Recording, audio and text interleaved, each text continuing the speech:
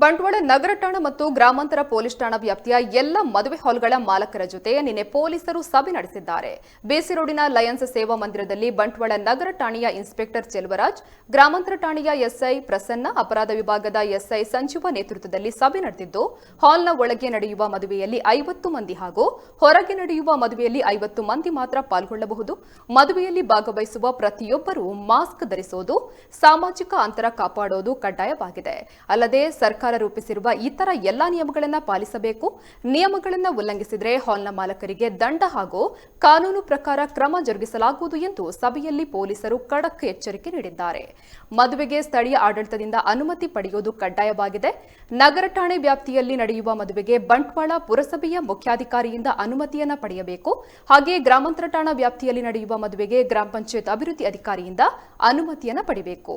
ಅನುಮತಿ ಪಡೆಯದ ಮದುವೆಗೆ ಹಾಲ್ ಮಾಲಕರು ಹಾಲ್ ಅನ್ನು ನೀಡಿದರೆ ಅವರ ಮೇಲೆ ಕ್ರಮವನ್ನು ಕೈಗೊಳ್ಳಲಾಗುತ್ತದೆ ಎಂದು ಎಚ್ಚರಿಕೆಯನ್ನು ನೀಡಿದ್ದಾರೆ.